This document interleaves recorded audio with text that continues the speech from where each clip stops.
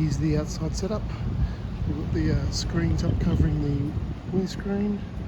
Go under the little awning here. The anti-flap bars just added.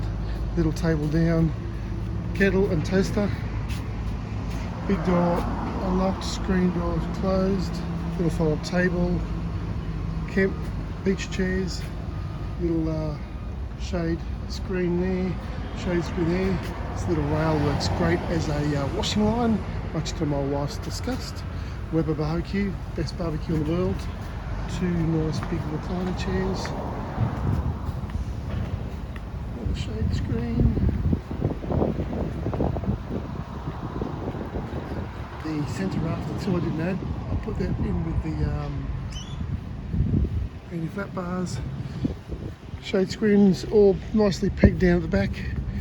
Bike rack with the two e-bikes. One thing good about this bike rack is it's lockable.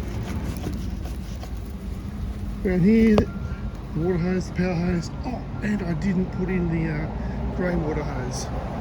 Alright, come back through. This is Mooloolaba Tourist Park. Pretty nice little spot.